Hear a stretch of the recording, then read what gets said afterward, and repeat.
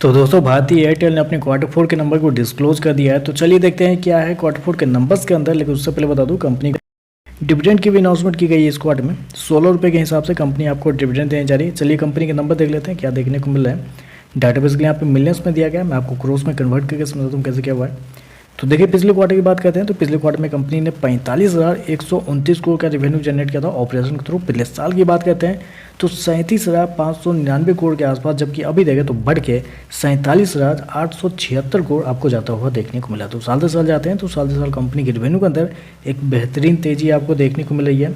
लगभग हो सकता है आप 26% के आसपास का जंप आपको देखने को मिल रहा है। जबकि क्वार्टरली बेस पे जाते हैं तो क्वार्टरली बेस पे भी कंपनी के रेवेन्यू के अंदर तेजी आपको देखने को मिल रही है। लगभग बोल सकते हैं आप 6% के आसपास का जंप है। तो कंपनी का रेवेन्यू देखें तो आपको साल से साल क्वार्टर बढ़ता हुआ देखने को मिल रहा है। हालांकि मेरे पास बहुत सारे मार्केट रिपोर्ट है कंपनी के रेवेन्यू को लेकर, वो आपके सामने आ चुका होगा।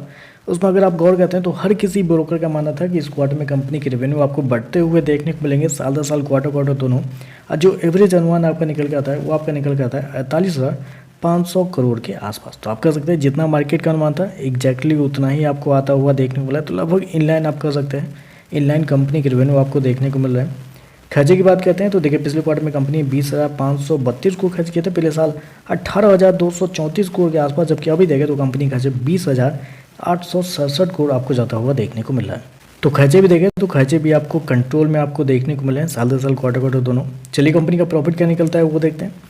तो देखिए पिछले क्वार्टर की बात करते हैं तो पिछले क्वार्टर में कंपनी 16,134 करोड़ के प्रॉफिट में थी। पिछले साल देखते हैं तो 2,068 करोड़ के आसपास का प्रॉफिट, जबकि अभी देखें तो कंपनी का प्रॉफिट बढ़ के 12,475 करोड़ आपको जाता हुआ देखने को मिल रहा है। तो यहाँ पे तो आप देखेंगे तो कंपनी का प्रॉफिट बहुत बड़ा डिफरेंस आपको देखने को मिला। 6 गुना कंपनी का प्रॉफिट साल दर साल बढ़ा है। क्वार्टरली बेस पे जाते हैं तो यहाँ पे गिरता हुआ देखने को मिल रहा है।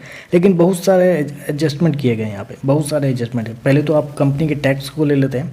टैक्स पे देखिए तो कंपनी को इस क्वार्टर में बहुत सारे फायदे हुए हैं। 2,891 करोड़ का कंपनी को टैक्स में वापस मिले पैसे, यानी कि टैक्स रिटर्न जिसको बोलते हैं आप।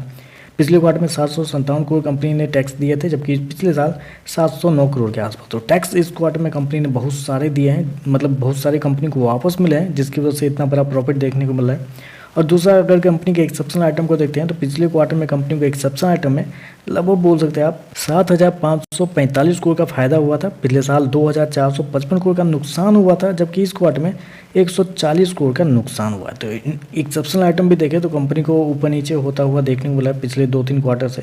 तो इन सारी वजहों से देखें तो कंपनी का नेट प्रॉफिट आपको इतना बड़ा वेरिएबल आपको देखने को मिल रहा है। अगर कंपनी के ऑपरेटिंग प्रॉफिट को ही देखते हैं, एक्सेप्शनल आइटम और टैक्स हटा के देखते हैं, तो पिछले साल कंपनी का जो प्रॉफिट था लगभग 5,233 करोड़ के आसपास। पिछले क्वार्टर में 9,346 करोड़, जबकि अभी देखें तो बढ़ के 9,724 करोड़ आपको जाता हुआ देखने को मिला। तो साल दर साल, क्वार्टर देखें तो कंपनी के प्रॉफिट के अंदर एक अच्छी खासी तेजी आपको देखने को मिल रही है। साल दर साल 90% के आसपास की तेजी है, जबकि क्वार्टरली बेस पे जाते हैं तो यहाँ पे भी आपको तेजी आपको देखने को मिल रही है।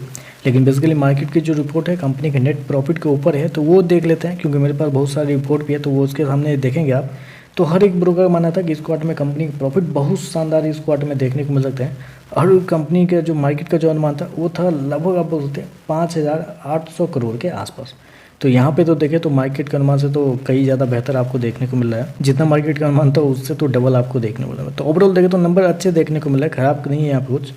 ईपीएस की बात करते हैं तो देखिए पिछले क्वार्टर में कंपनी का ईपीएस 25.5 के आसपास, पिछले साल 3.61 अभी देखें तो 19 रुपये के आसपास है। तो ये सारा ईपीएस जो है एक्सेप्शनल आइटम और टैक्स व्यवस्था की बात का है, तो इसको आप इग्नोर कीजिए।